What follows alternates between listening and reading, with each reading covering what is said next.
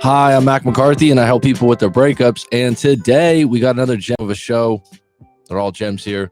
How to manifest your ex back. How to manifest anything. How to manifest everything. $10 million, BMWs, Mercedes. Can you do it?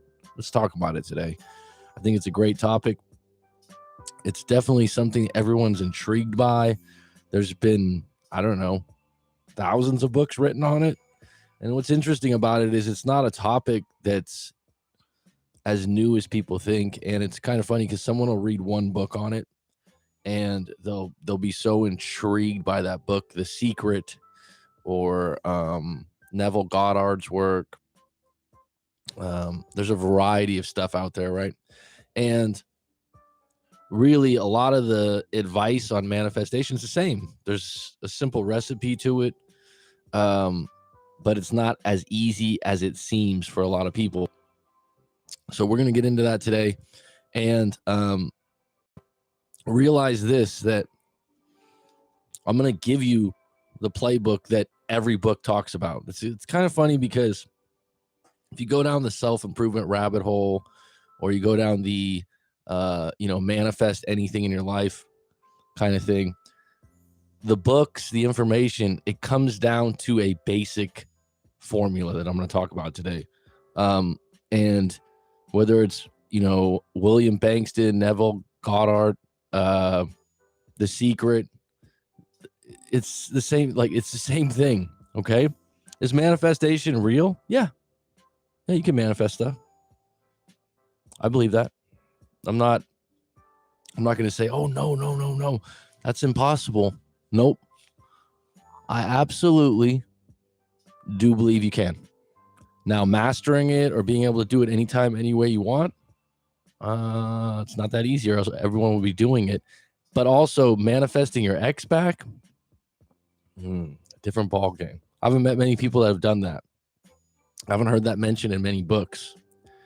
A lot of times it's for money, it's for cars, it's for material items, which I think would be easier than an actual human being's emotions and wanting you or loving you again. So let's get into that. How to manifest your ex back. First off, I've never manifested my ex back. Okay. I've had a few, never done it. I've had things or events that I've manifested without trying to. I simply imagined something to happen that later came true. Kind of like deja vu in some ways. I didn't do this by reading someone's book or following some manifestation playbook that's sold online. I imagined something, then I believed it would happen or had already happened, and later on it did actually happen for me. So I'll talk about those few events that have come fruition. There's a book by Dean Radin titled Real Magic, and the actual complete title is Real Magic, Ancient Wisdom, Modern Science, and a Guide to the Secret Power of the Universe. Interesting book. And Dean Radin, he's a scientist. It's not woo-woo. He's got a lot of books out there. Supernormal is one of them. It's worth a read if you're into manifestation. And like I said, he has a lot of experiments to back it up. He's also a part of Noetic Sciences, which researches topics like this. So he doesn't call it manifestation, but actually calls it magic. Okay. He is a parapsychologist, if you were to look him up on Wikipedia, but he has a lot more accolades than that. He's an author of many books, a variety, like I mentioned, supernormal topics and psychic abilities are some of the things he talks about. He claims that it takes two things to create this magic or manifesting something: attention and intention. Attention and intention, followed by belief, imagination, emotion, and clarity. This is the base roadmap for manifestation. So like if you read any book, this is going to be the core ingredients. Okay? Belief, imagination, emotion, clarity. Can you mix that together? You have something you want that has your attention. Your intention is to have it. You with me? Your belief combined with your imagination creates a vision of already having it. Your emotion charges it. Emotion's very key in this. And your clarity crystallizes the event in your mind as already done. Okay? That's it. Replay that if you want. Can you apply it? So if this is all it takes to manifest things or events, why don't people do it more often? Good question. I'd say first off, it's more precise. It's more precise of a practice than people give it credit for. You can imagine something happening. But if you have doubt or have anxiety attached to that vision, well, then you poisoned it. Because that erases the belief. The problem is most people can't string together belief, imagination, emotion, and clarity so easily. If they already can't control their mind, that is why a meditative practice helps facilitate this better. So that could be meditation. It could be guided meditation, hypnosis. There's a variety of things. Prayer. In many cases, people have a vision of what they want, such as getting their ex back. But what's attached to that is guilt or doubt, or this is just unrealistic deep down, or just feeling like it's not really going to happen. You can envision it, you can want it, but you can also have that ping pong game in your head like, nah, that's not going to happen. It won't happen. So can someone manifest their ex back? Golden question. I'm sure people have or claim to have, but I haven't met one yet, personally. Interestingly enough, there are many people that say once they let go of their ex and moved on, that's when they get a call or text. I have come across quite a few people like that, myself included. My guess is that manifestation doesn't work with doubt or worry mixed in. You literally have to believe it already happened and it's done. In manifesting your ex back, there's a variable here that doesn't apply to all things manifested. The other person can be manifesting conflicting thoughts against you. In that case, wouldn't it offset your powers in the situation? In contrast, if you were manifesting getting a shiny new BMW, that BMW is not going to work against you. It's going to allow you multiple avenues to get that car.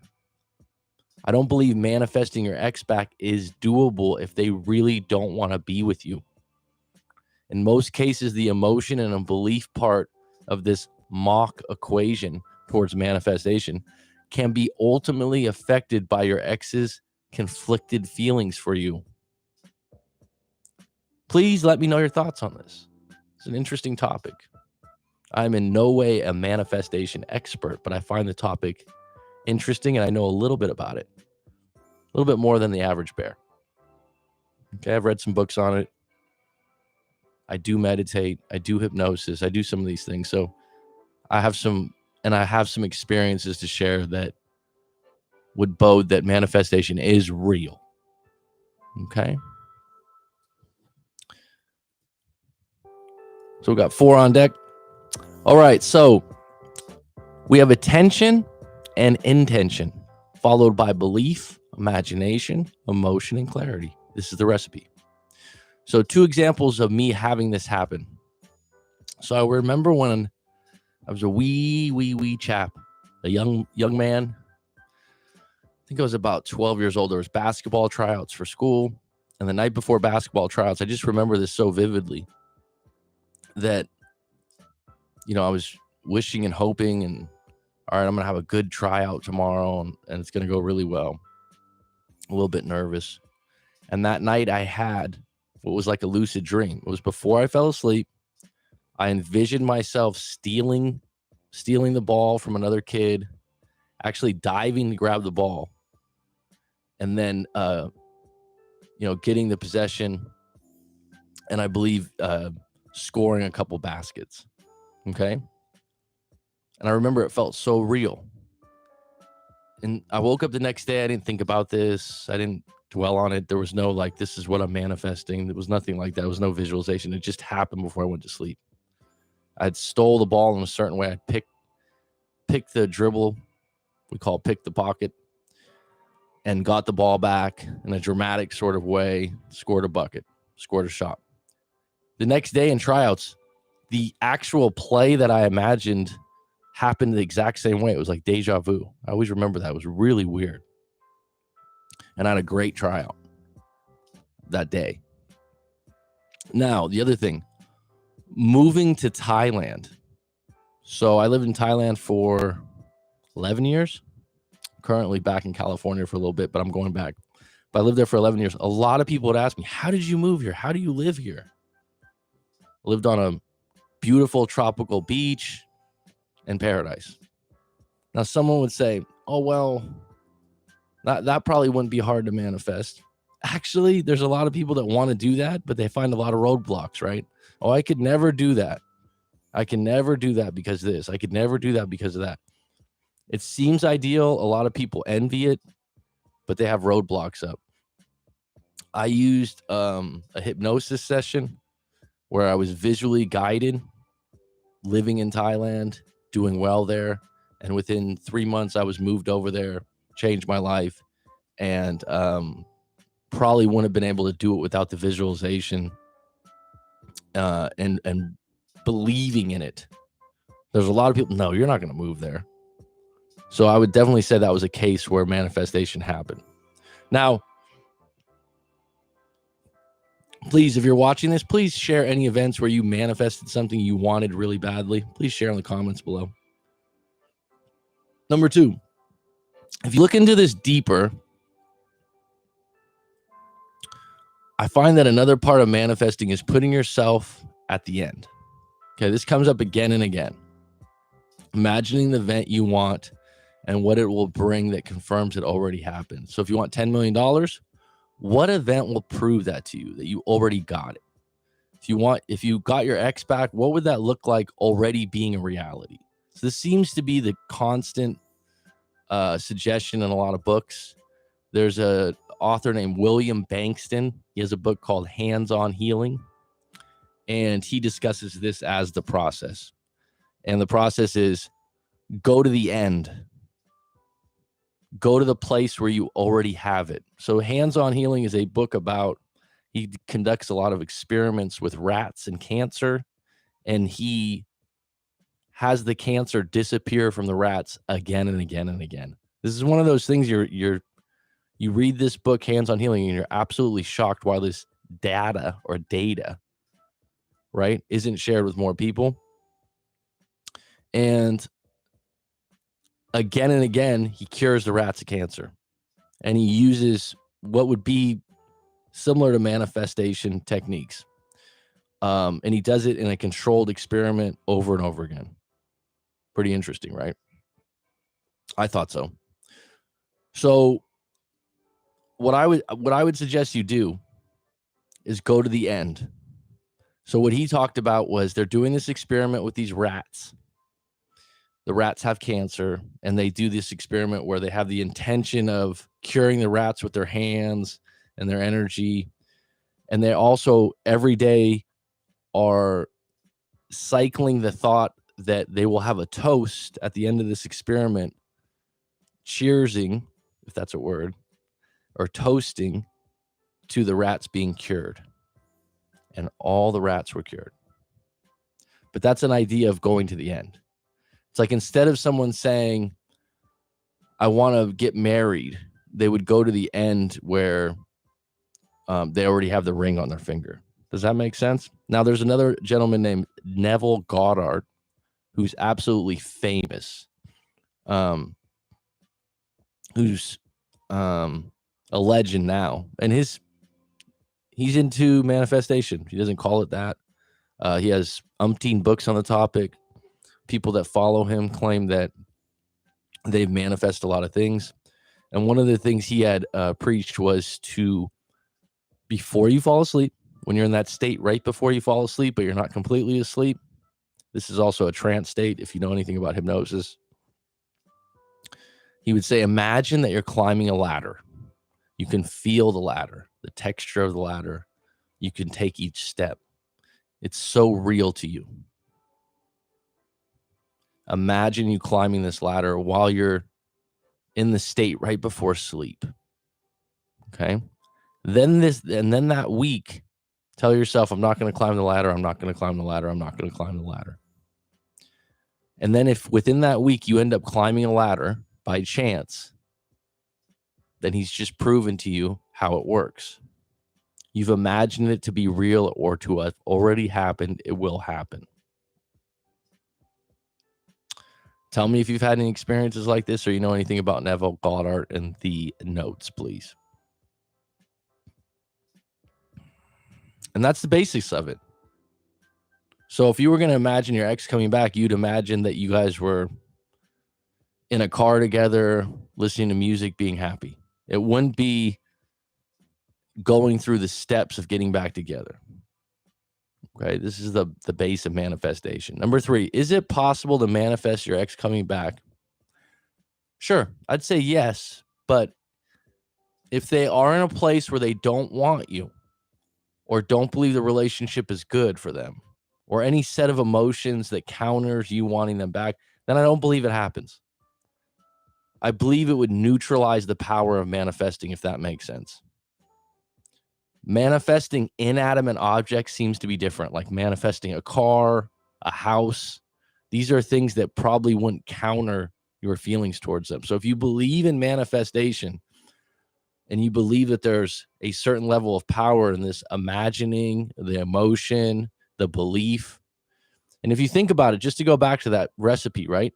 Attention, intention, followed by belief, imagination, emotion, and clarity. If you really want your ex back, I bet most people's belief wouldn't be 100%, right? And on top of that, the person that you want back has some power in their fate also. This is free will. So like I said, manifesting your ex back, spending a lot of time on this, I don't think it's a good route to go. This is not a video to tell you to start doing this. Is it possible? Sure. But if they don't want you back or they have ill feelings for you, I don't think it's going to happen. Number 4, why doesn't more people manifest what they want? The formula seems simple. Most people don't have control over their emotions. And most people don't hold a strong ability to focus in the 21st century. Like, think about people's ability just to focus on a conversation. Okay? There are simply too many distractions and conflicting thoughts to build the clarity and beliefs that something is or has already happened for you. I just don't think a lot of people believe in it. And they also just don't have the attention span to go into an imaginative state. 5, in closing, I wouldn't be surprised if someone has manifested their ex back, but here's the problem. Most breakups happen because they had to happen or the relationship wasn't good. Deep down, people know that in their soul, and this counters belief, that getting your ex back is a good thing, isn't a good thing or even possible. So spending countless hours attempting to imagine them back in your arms could be better spent imagining the highest version of you. Stay with me on this. You looking your best, feeling your best, being your best. Damn, that sounds cheesy. I know. It does. But it looks better if you could actually articulate that in a vision with clarity. of you being at your best, feeling your best, looking your best. What does that look like? What does that feel like? Now, you have some power over you. The two things that I mentioned as examples in my own life that weren't necessarily all manifesting this was a basketball tryout and moving to Thailand and living on a tropical, beautiful beach. These were things I had control over. These are things I believed in that would come true. I believed I was good at basketball. I believed I'd have a good tryout. I believed Thailand would be a good move and I'd like it. I didn't have any doubt involved. I didn't have any anxiety thrown in there. And so I'm saying, if you're going through a breakup and you're thinking, hey, let me manifest my ex back, manifest you back. If you're in a pathetic, needy, I need them, I miss them state, you need to get out of that state first and envision yourself being the best version of yourself. What does that look like? Write that out. What is the best version of me? Someone might say 6-pack abs. Okay, if that's what it is, go ahead. If it's you in a suit and a tie coming out of a corporate building, okay, great. Envision that. That you might have some control over. You have more of a chance of that coming true. And guess what? If your ex did come back and you're at your best, you're 6-pack abs, or you're making really good money, or you're on the corporate track, whatever, that's attractive, right? So I've been doing this with my clients using guided meditation, because if your ex comes back, you don't want them to break up with you again or question who you are. You want to know, I've never fucking been better. That's attractive. Manifest you being special, being better as an individual, right? That's what I would go with. This is what I'm working towards in coaching sessions now. I'll do a guided meditation at the end, and I'll take you to a place where you're really happy with yourself. All right, so we have one story on deck. I'm going to check the live stream real quick, and then we'll get to that story. So, Rangefinder 500, what's up, coach? I got this girl who says she likes me but wants to be friends. And I said no. But I'm good, but still continues to hit me up. What should I do? Why does she want to be friends? Ranger 500? Rangefinder 500? I mean, what's the meaning? Yeah, network. What's up? Any questions, comments? Go ahead and throw them. I'm going to get to a story in a moment here. So, this is what's conflicting to me.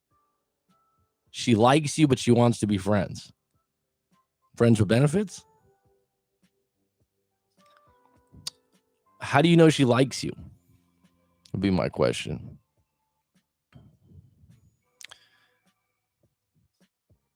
Religious beliefs aren't the same. Well, that's a pretty uphill battle. If you just want to be friends with benefits or hook up, then go for it. If you're like, oh, I'm only looking for a long-term relationship, then just stay away from it, because you're already entering a booby trap that's going to get you caught up later on if you guys are really stout or devout on your religious beliefs. Okay.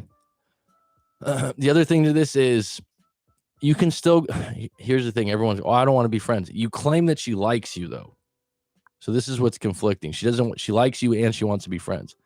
If she keeps hitting you up, go out with her and say, yeah, okay, about the friends, and then just see if sparks fly. If they don't fly and she continues this friends narrative, or the religious thing comes a problem, fine. But it's just a discovery mission to go out once. You with me? That's what I would suggest. But to start a relationship, if you want to have like a monogamous, serious relationship and you already have religious problems, probably not the best thing to do. You're setting yourself up for disaster. All right, let's get into the story. Coach,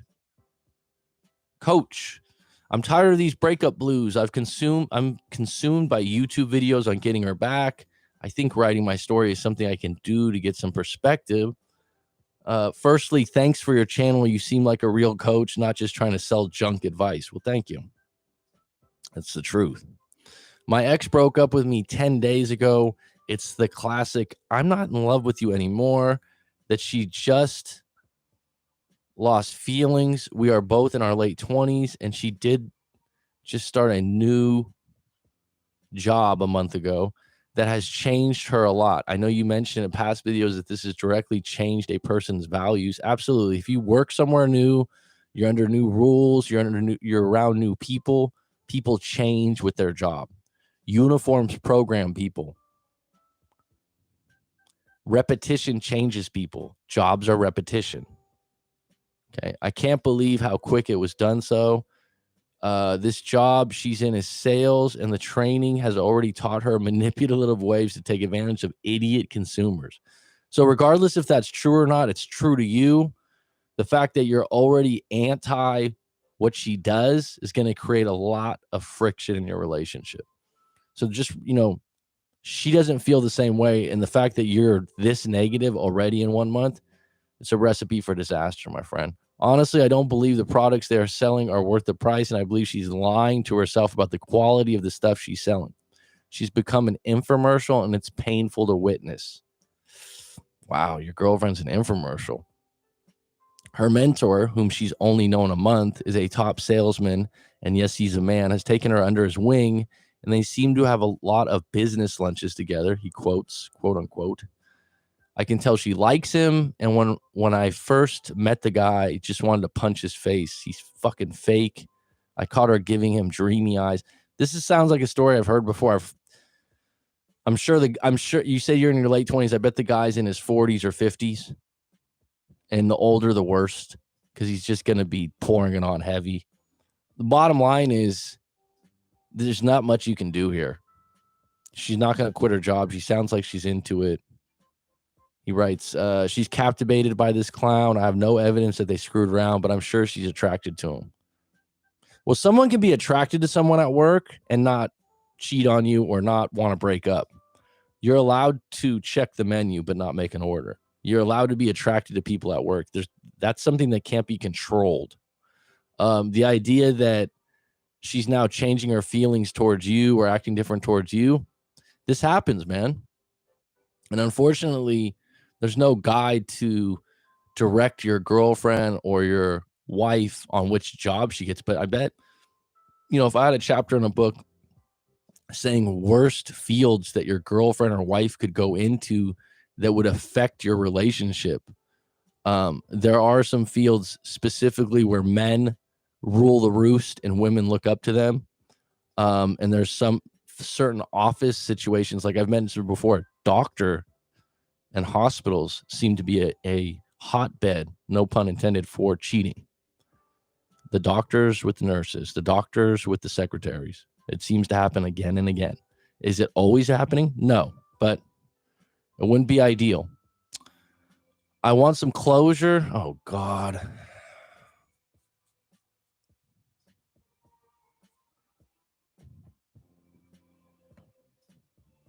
It's just so old when people say that.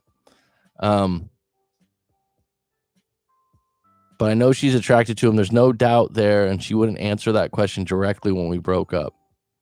I have no doubt either, the way you've described it, she has some attraction to him. On what level? I don't know. Will it fizzle out? I don't know. Is the guy married? I don't know. There's a lot of variables here. If you want to do a live coaching session, we dig a little deeper and I can help you further with that. But that's a little vague. I asked her 2 days after we broke up to explain why she isn't in love with me anymore. And she told me it just ran its course and that she cares about me, but it's just not the same. I want some closure on this, and I don't think she's giving it to me, and I don't know why. Here's the thing, okay? Respectfully, because I hear this all, I want closure.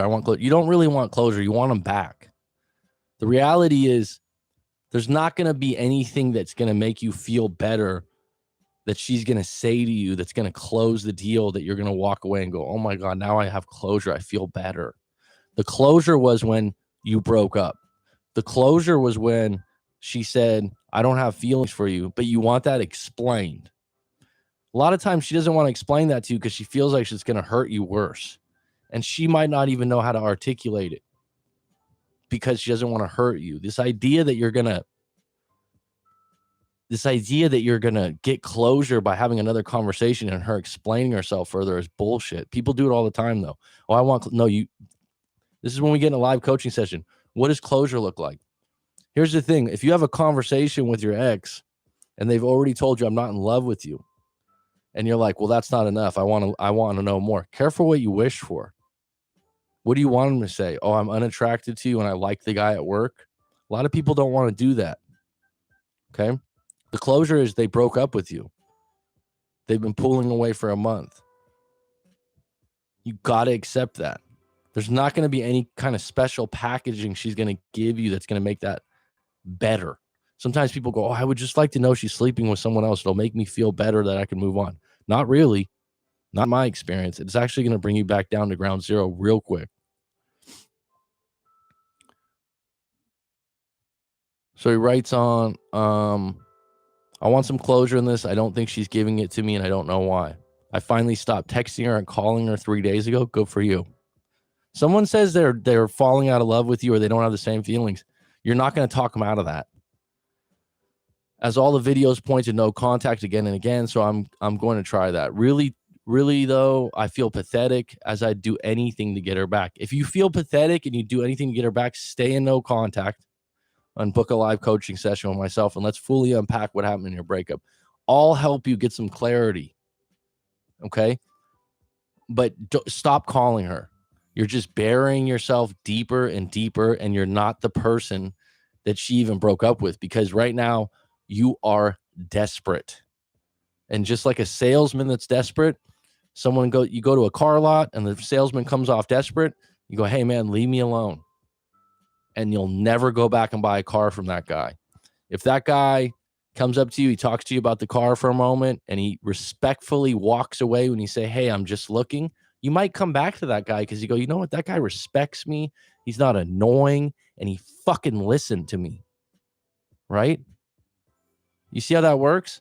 Think about it in the breakup. You're the annoying salesman that won't take her words or feelings for what they are. And I've never felt this desperate for a woman or past girlfriend. Then stay away. You need to stay away. You need to get some time and space, go on long walks, take cold showers. Okay. These are things that help you out in the moment. Be close to your friends that are admirable in their own relationships, but do not continue to put yourself in positions where you're talking to her when you feel pathetic or desperate. You are going to dig a deeper hole. This idea that you're going for closure is a false narrative. What you're going for is pity. What you're going for is, tell me something I want to hear. Make me feel better. It's not coming. We were together for 2 years and 2 months, and things just changed with this job. Before that, we were good. What's the answer to overcome this? You're not going to overcome it. She lost feelings. She got a new job. She's interested in this other dude. Unfortunately, there's no special sauce for this. You're not going to manifest her back or anything like that. She's going in a totally different direction. Acceptance is first. That's something I can help you with. And this next month of no contact, really going to be tough. There is a chance over the next month, 2 months, this guy that's her mentor ends up being a real jerk. She ends up hating her job. She misses you. But you need to remove all your attention from her and let her make that decision on her own. And just like the annoying car salesman, like I said, that's a great analogy, because people have been places where you had an annoying salesman say, hey, no, I'm just looking, or I'm not interested right now. You might come back to that person in the future if they say, hey, man, no problem. I'm here for you if you have any questions. It's not like I can get her fired from her job or anything, but the job is the problem. I know that. You can't get her fired from her job, and it is a problem, but it's not going to be a problem you can fix. If you haven't moved out, move out. Get on your own. Get away from her, because right now, if you're desperate, needy, pathetic, like you've mentioned, you need to lick your wounds. Book a live coaching session with myself. If you don't find it useful and helpful, I'll give you your money back. All right, let me get into the live stream really quick. Religious beliefs aren't there. Yaya Network, loving this content. My healing from my breakup, I know that will be permanent. I do genuinely love this girl, but she has been through too much BS in her previous life to stay in a state of integrity. So just been hooking up. I couldn't take 1 month of her BS. Man, what a statement. I'm going to read that one more time. My healing from this breakup, I know that will be permanent. I do genuinely love this girl, but she has been through too much BS in her previous life to stay in a state of integrity.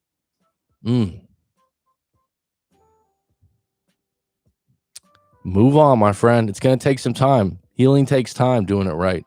More like texting buddies. She flirts, but never wants to meet up.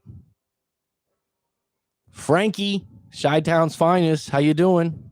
1,000% perfect advice. Thank you, my friend. I appreciate you. Going back to rangefinder 500, more like texting buddies. She flirts hard, but never wants to meet up. Well, it sounds like fool's gold to me. I mean, do you want to spend time on that? If you really want to get her attention, just stop texting her. Go, look, hon, I don't really want to play games.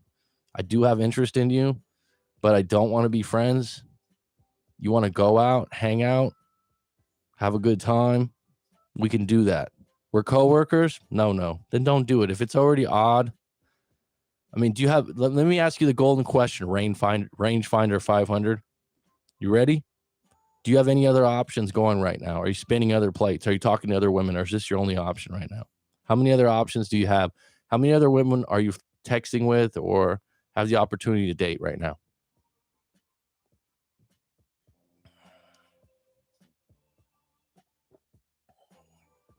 Because I can guarantee if you had 2 or 3 other options, maybe even just one other option that's superior, you wouldn't even waste your time on this. You'd be maybe flirting with her, but not having any weight behind it. In other words, like, yeah, we can flirt, we can play, but I've got other coals in the fire.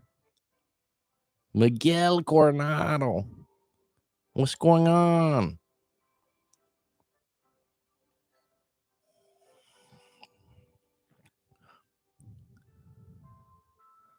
You have a good, okay, so you have other rangefinder. If you have other options, don't waste your time with this girl.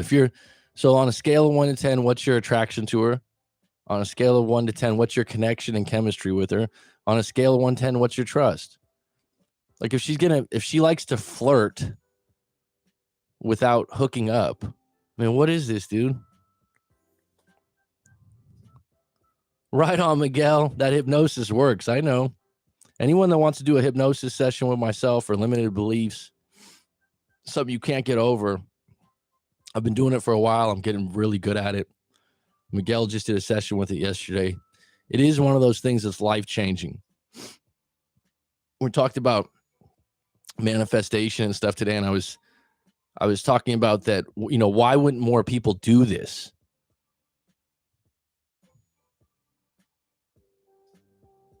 Well, there's your answer. Rangefinder 500. So this is always just I like simple things, okay? I've read some self-improvement books. I've read attraction books. I don't even read them anymore because all of them are kind of the same now. All right. But the reality is, like, let's just simplify things. This is one of the best things you can do when you start dating someone or you're in a relationship and you're kind of puzzled and you're wondering about things. On a scale of 1 to 10, what's my attraction to her? On a scale of 1 to 10, what's my connection or chemistry? On a scale of 1 to 10, what's my trust? This dude just broke down attraction. I think it's not attention. Attraction's a 7, which is okay. Trust is a 4. Dust. Bye-bye. Bye-bye. Connection is 7. Okay. You really want to get 8, 9, and 10s across the board. But I'll tell you this right now. If you're in a long-term relationship, it's got to be a 10 on trust. Trust gets built in the beginning. But if you start out with a 4, shit, man. I mean, think about that. Think about the relationships that you've had that were really good. It's just really, it's a really nice thing to do. In the beginning, to be fair, a woman can grow on you. Or if we have some females out here right now, like a guy can grow on you, right? You can start dating someone and not be highly attracted to them, and then they grow on you. Absolutely with you on that. Connection can grow. That's why people date, right? If you're coworkers, you already got a sneak peek of personality. And actually, it's a great behind the scenes thing because you can see how they treat other people. Because guess what? You're next.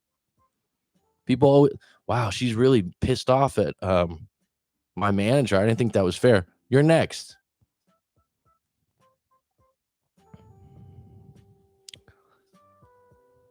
But if you have other options, Don't waste your time. And if you pull away from her and she's interested and you just shut off the spigot, guess what? That's attractive, and she probably will turn up the jets if she's really interested in you. Starting, this might sound dirty, rangefinder. If you have to work together, fine. But if you start ignoring her a little bit, ignoring doesn't mean being mean or rude. It's just acting like you didn't even see her in the room. This will drive her nuts, and she'll probably call you more often. Getting entangled with someone that you already don't trust, or someone that already has different religious ideals that you've already identified as a problem, why put yourself in that situation? Because it's just going to eat up time and energy that you could be dating another woman that's of higher value to you. You with me? You know what's really interesting is Miguel, who's on the live stream today, we had a long session yesterday, and he was asking me about Kevin Samuels. I didn't know that this guy died recently. Did anyone know that? I was pretty shocked. I mean, I wasn't like some big fan of Kevin Samuels. I actually thought his material was a bit audacious, and he's a highly intelligent individual taking advantage of people on his show that were not very highly intelligent. It's kind of funny. It's like if I had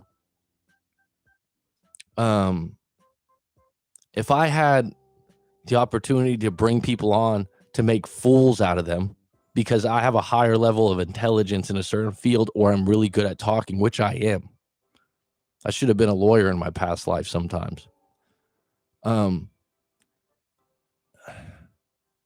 Is that entertaining? It was entertaining for a lot of people, for him to make fools out of certain people. I didn't find that very admirable, but it's good TV. Is he a smart dude? Yeah, he's an intelligent guy.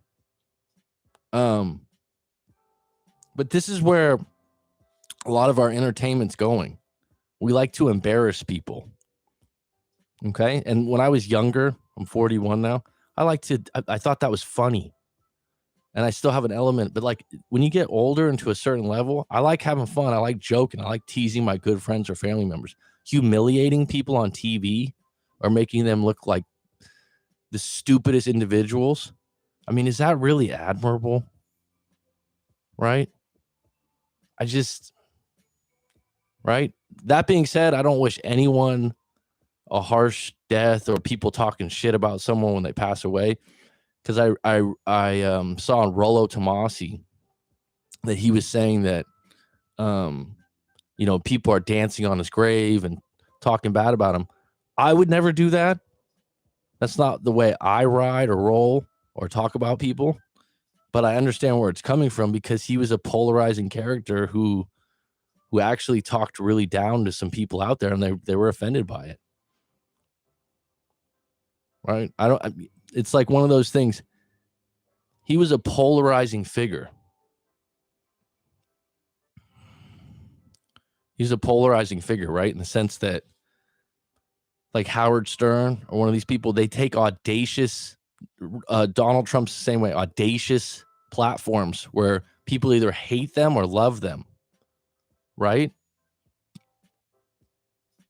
And so when you do that, you create a side audience that hates you but loves to watch you, right? But on the flip side, like I said, some of the things that I felt like he was doing was creating situations where he was having live conversations with people that were not very intelligent, just not up to his. It's kind of like, let's put it like this. It's like if I'm Michael Jordan, right? Or I don't know if he's Michael Jordan, but stay with me on this. Let's say you're a professional basketball player and you invite on amateur players who don't have a lot of experience playing basketball, and you beat them by 100 points, and every one of your fans laughs at that person. Do you understand what I mean? If you're going to go down that route of being highly intelligent, then put yourself in the atmosphere. And he built a fucking hell of an audience. It was entertainment based, though. It was like, you know what I'm saying? And a lot of it, he's a highly intelligent dude and very well polished. People don't realize how how much goes into delivery, how he spoke. Really respect him for that. And then he had his suit and he had his image. He was an image consultant. That's what he did, right? The reality was the guy was divorced twice. I heard him in an interview before, and he really didn't want to talk about that subject. But like I said, the people that he would have on, or females that we'd have on live, and he would just eat them alive.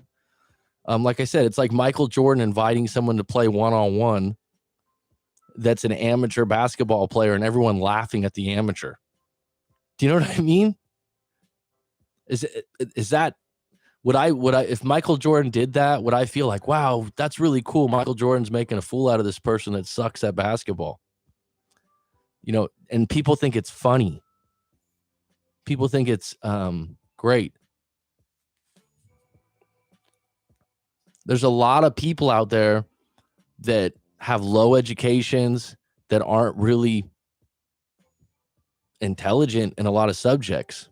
And that's the other thing. Intelligence is subject based, right? I can go to a farm in Oklahoma and not know nothing about a John Deere tractor or plowing fields, whatever. And I could look like a total idiot to that farmer. And the farmer could make a fool out of me in front of everyone else and go, look at this idiot. Right? And then he can come to me about breakup advice and I can make a fool out of him. So using unintelligent individuals in the field that you have expertise on as your sacrificial lambs, I don't think it's a really admirable thing. The fact that the guy passed away, R.I.P. Rest in peace. I don't wish anything bad upon anyone. But the way some people worship some of the things, it was more entertainment based. Who was he actually helping? All right, let me get into the live stream a little deeper today.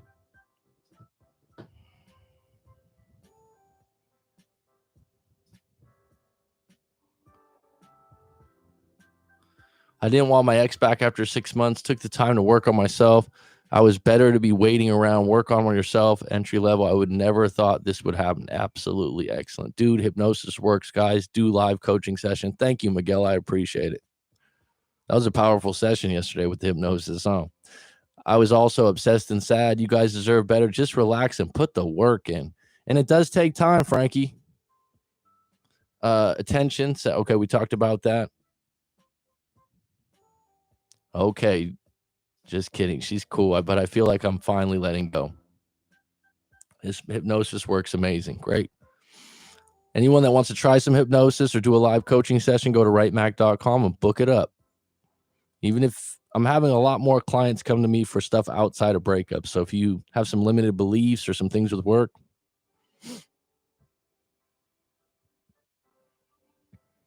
damn, that's deep. All right. Thanks, Coach. Always appreciate your input and honesty. No problem. Laquita Foley says, she says, I thought Kevin Samuels was a dick. Maybe he was right in assumed ways, but unnecessarily hurtful.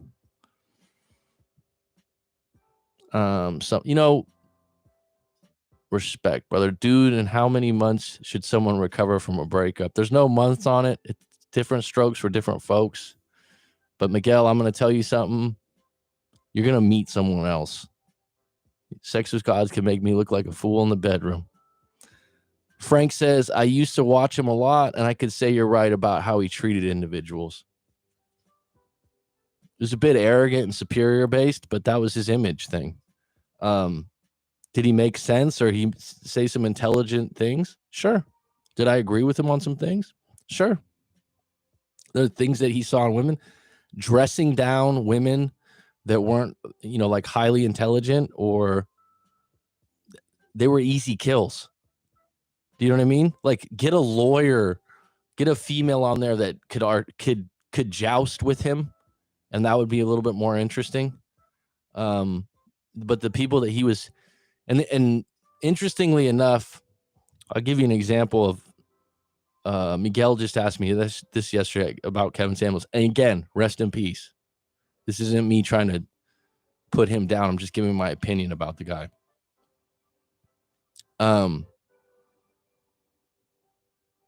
He said that women like a cheating man. Right? And I said, okay. And he said, because women want to be with a man that other women want. Absolutely true. Women are attracted to men that other women want to be with. That I can agree with. The idea that women want a cheating man because of that, no. There's plenty of women out there that are preschool teachers, lawyers, doctors, established professionals that have a lot of self-worth that would not put up with that are quote unquote high quality women or good women. So like to make that a rule of thumb, no, I don't agree with that. Well, Cherry. Hey, my ex blocked me on everything. Please help. Go ahead and send your story into writemac.com, WRITMAC.com. Book a live coaching session. We'll go from there. The fact that your ex blocked you on everything, I need to know your story, what went down, why, where your feelings are at. But to just ask me a question like that and ask me for help is extremely limited.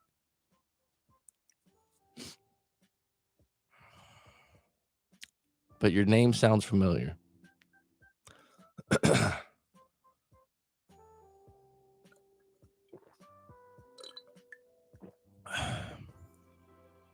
No problem.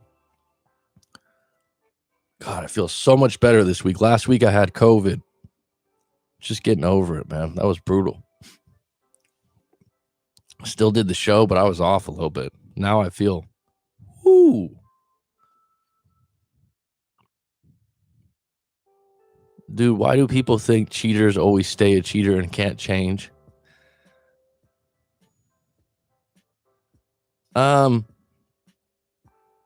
That's just one of those things that's a simple statement for people to make. Once a cheater, always a cheater. It's like, it's a generalization. People can make mistakes and learn from them. People can stay a cheater. It's not that simple to, Miguel, always be wary whenever someone says all women, all men, people do this, people do that. People are individuals with their own intricacies and their own abilities to change and do things differently. Generalizations that are put on top of this is just ignorance.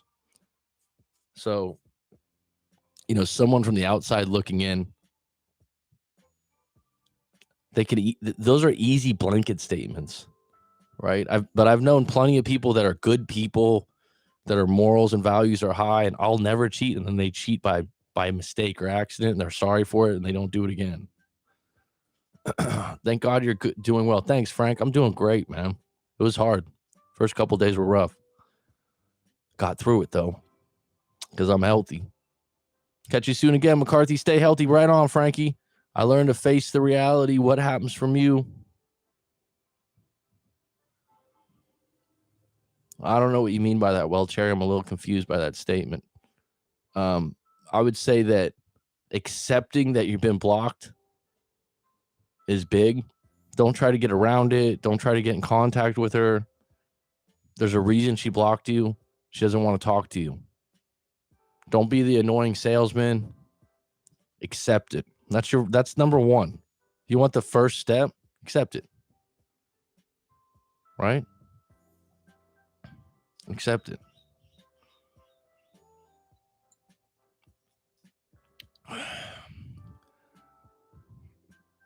Oh God, Miguel. Rory, the love chat, that was done a long time ago.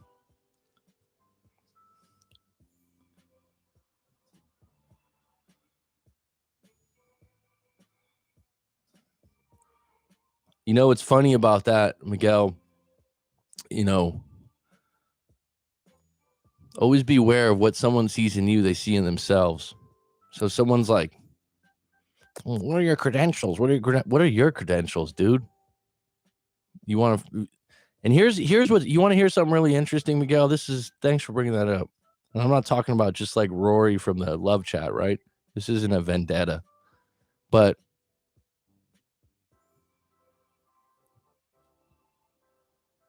yeah, your info and your advice is really good, but you don't have the credentials. What the fuck's the difference?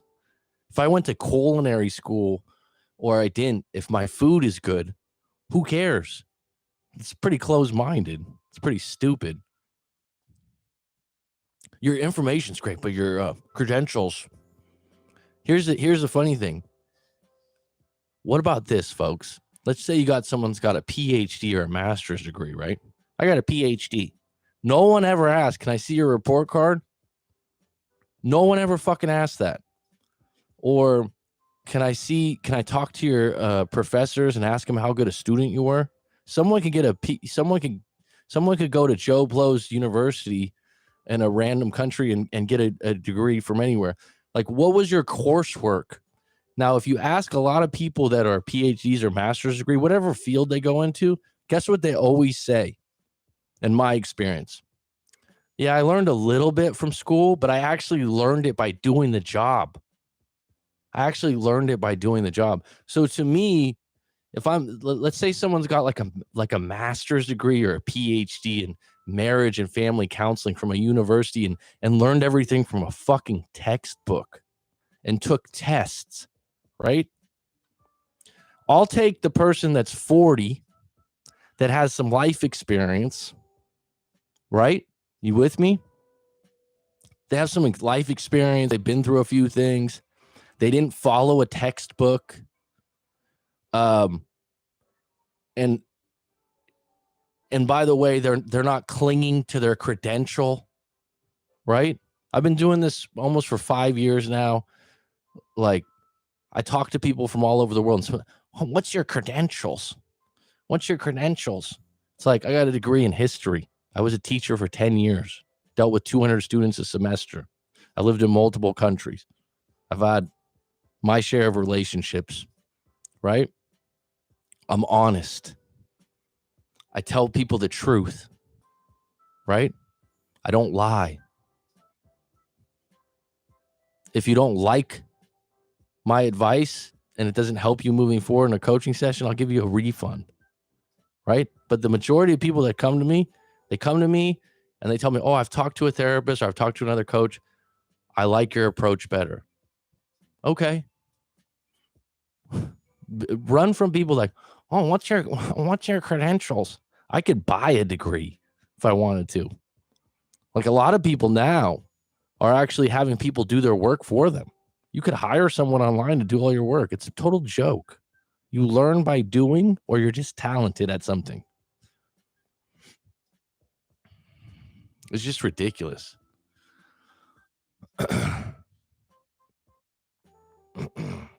But isn't that funny, though? Wouldn't that be great when someone comes in? Because I've been a teacher for years at a university level. So many people, oh, I have a PhD, I have this, I have that credential. A lot of them were shit teachers. They weren't liked by students. They were by the book. You know, credential can be bought, right? So, but wouldn't it be about, like, can I see some of the papers you wrote at your university? What's the defining paper that really you made your money from, or you got your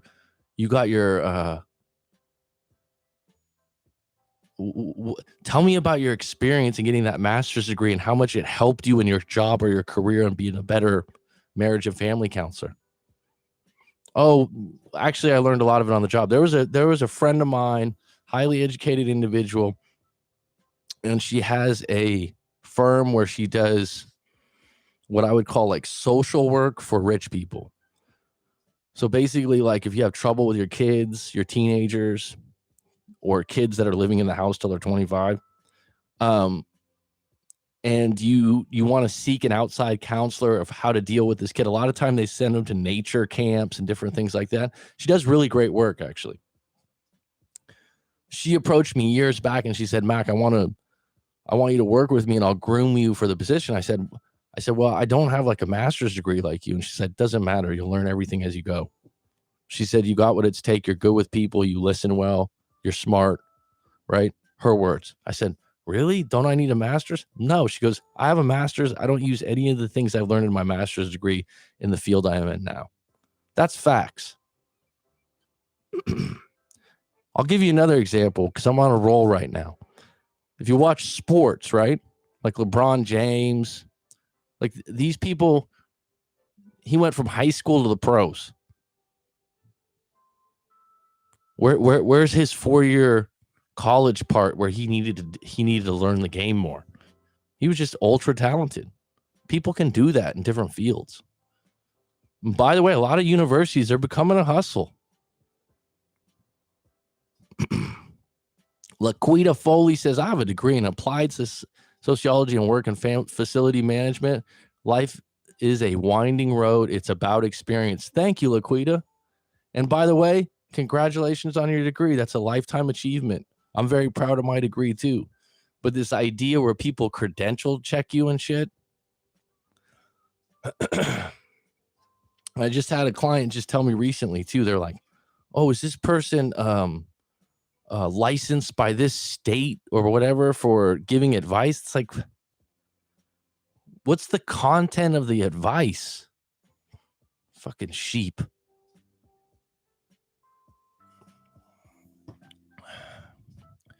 Todd Whitmore, it's been a while, my friend. Yeah, it's a different time zone right now because I'm still in California. Actually, me getting COVID, I had to push back my flight going back to Thailand. So I'm here for another till the end of the month. But the time zone will change when I go back. And this show will go on and it'll be 5 days a week. Thank you, Miguel. Guys, I've done coaching with several coaches. Max Coaching is by far the best. I appreciate it, my friend. Thank you. I stand on that.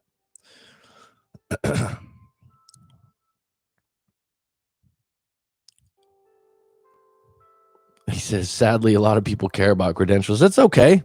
I don't mind, but that's always a good question. Ask the person. So tell me, what was your defining work in your master's degree? What was your defining work in your PhD? If that's going to make you feel, here's my thing. I love confidence, right? I love it.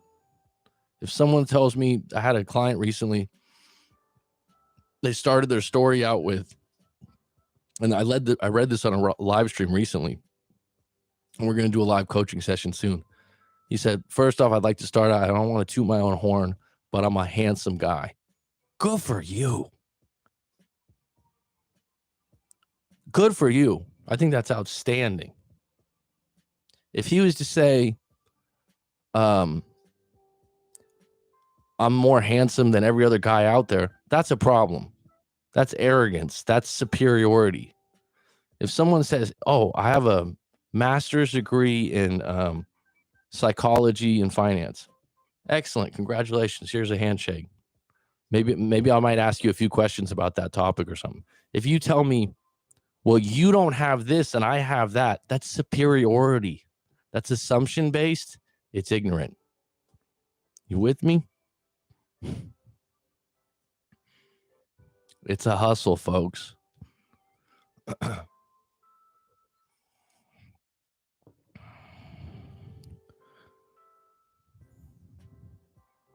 Yeah, I feel like I won't find someone who loved me as much as my ex. Well, if you feel that way, that's what you're going to get.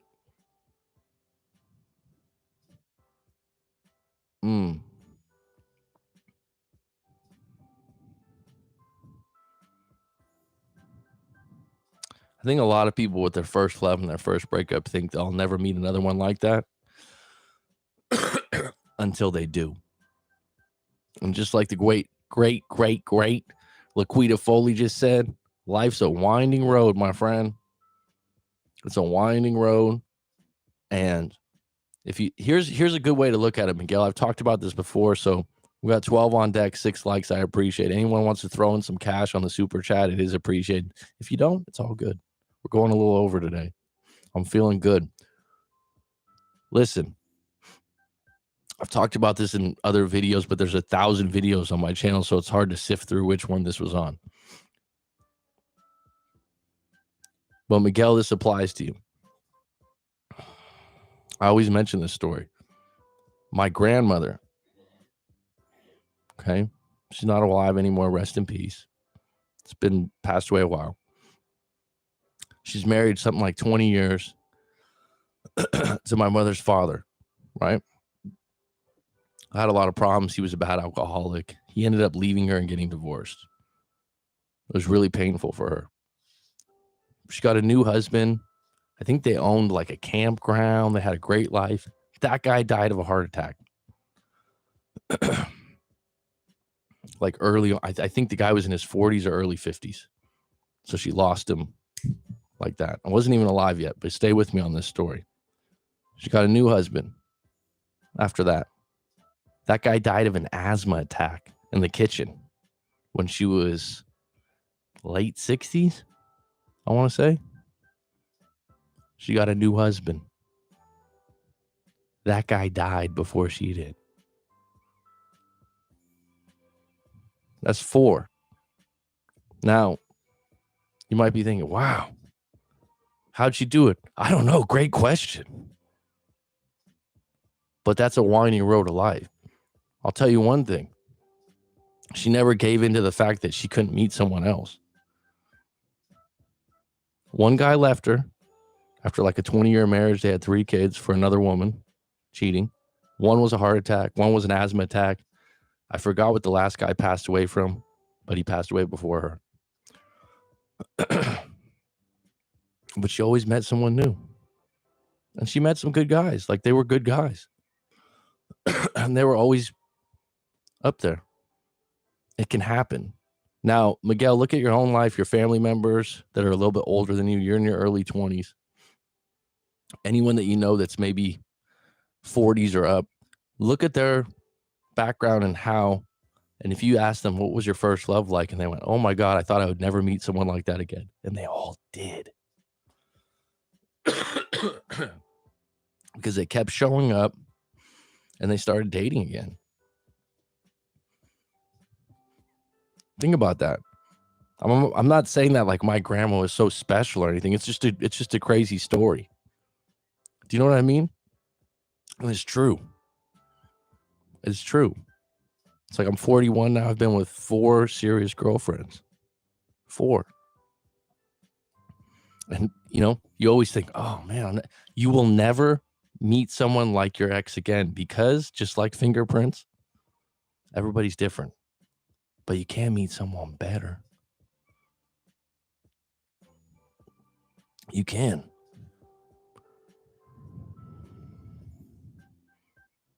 Coach, what age is too late to get married? Fuck, I don't know. I don't think there's an age limit on getting married. I think personally, this is just my own perspective, so this isn't facts. I think as a male, it should be over 30. But if you are the type that you have really strong morals and values, you really want to start a family, I feel like marriage should go hand in hand if you want to have kids. But it's never too late to get married. You can get married any age you want. Just what's your intention of getting married? Start a family, have someone to live with the rest of your life. A lot of times I call marriage the love pension. You're going to be more appreciative of it over time. I can't count how many times I thought I found the only one to find out there's hundreds of the one. Thank you, Todd. I don't know how old you're. Todd, you late 30s, early 40s. You know what I mean? Just put yourself in more situations to meet new ones and go on bad dates. See, this is the problem. Everyone's like, they don't want to go through the process of going on bad dates or maybe being rejected by someone that likes you. That's the process of dating. You're just scared and you're running away from that. But once you embrace it, you'll meet someone. Well, Cherry says, I'm 29 already, mate. Well, congratulations. 29 is an excellent birthday. Today's my birthday, Todd Whitmore. Happy birthday. I'm 43. Well, good one to you, bud. Have an excellent one. I'm honored to have you on the show on your 43rd birthday. Laquita Foley says, at 29, life is just getting started. By 40, be glad to have the experience to make better choices. This is facts. Laquita, you know what I always say? Tell me I'm wrong on this. And no offense to you because you're in your early 20s, Miguel. I'm 41. I wouldn't go back to 21 if I couldn't take my wisdom with me.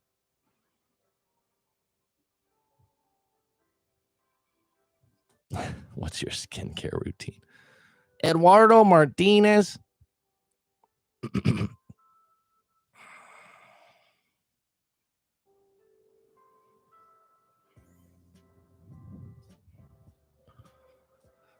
Wow, we got a little bit of an extra one going today. It is, right, Laquita? And you can't. That's what's funny about, right? Laquita, we're talking about education earlier. Let's say you're 22 and you get your master's degree in fucking, structural engineering and such and such and such and such. But your life wisdom, There's not a university for that.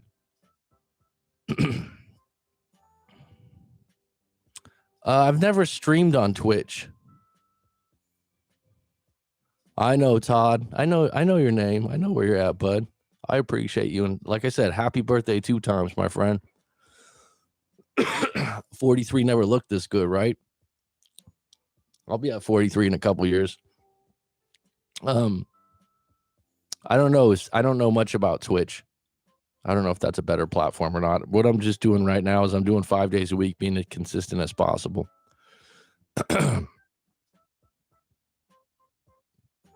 How different were you when you were in your 20s? I was younger, that's for sure. Thought I was really smart sometimes. Wish I could have my ear. I wish I could be a fly on the wall giving myself advice at that age. But I wasn't a bad person or anything. I was hardworking. I was going to school. In my early 20s, I lived in San Diego, which was beautiful. One thing that I'm proud that I did for a large portion of my life is live where other people go on vacation.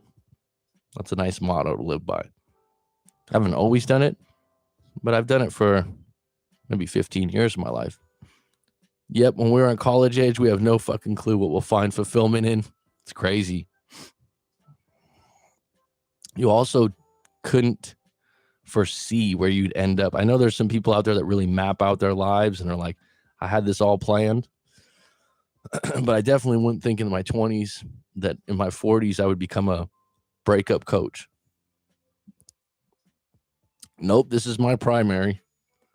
This is what I do well, Cherry. In the past, I was a teacher for the last 10 years at the university level. And now I've been certified in hypnosis, something called EFT. So I have a few other techniques that we use in the coaching sessions. Thanks, Liquida. I appreciate you, hon. And this is how good my memory is. You went to a university in Colorado. That I do know. I forgot the name of the university, too. It's not... it was a Colorado university, though, if I remember correctly.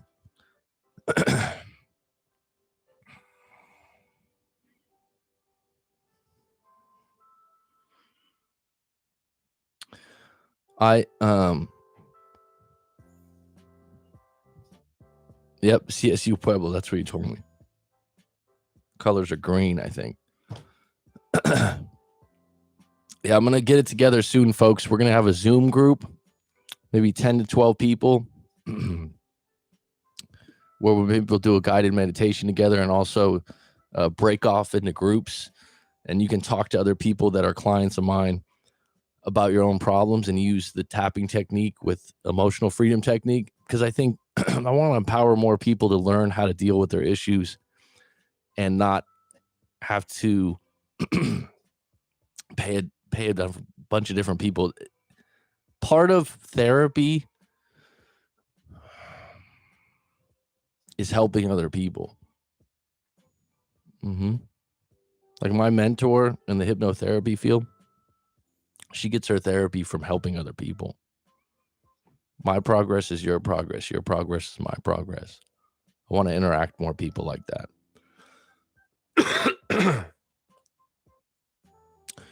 All right, folks, I'm getting a little parched here. Went a little bit over today. It's been really good. It's been really nice. I'll be back on deck tomorrow, 10 a.m. Pacific time, Cali time. We have as a topic tomorrow, just to grease the wheels a little bit here. Hold on a second.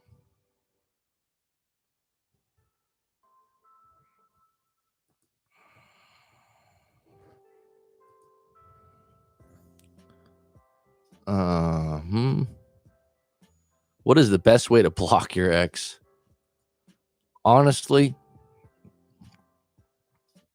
this is one of the biggest topics on YouTube right now.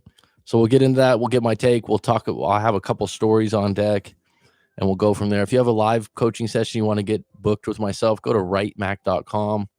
The link will be down below, WRITEMAC.com. If you got some limited beliefs or some other stuff bothering you, book a session. Let's talk about it. You want to try some hypnosis? Let's do it. It's curtains.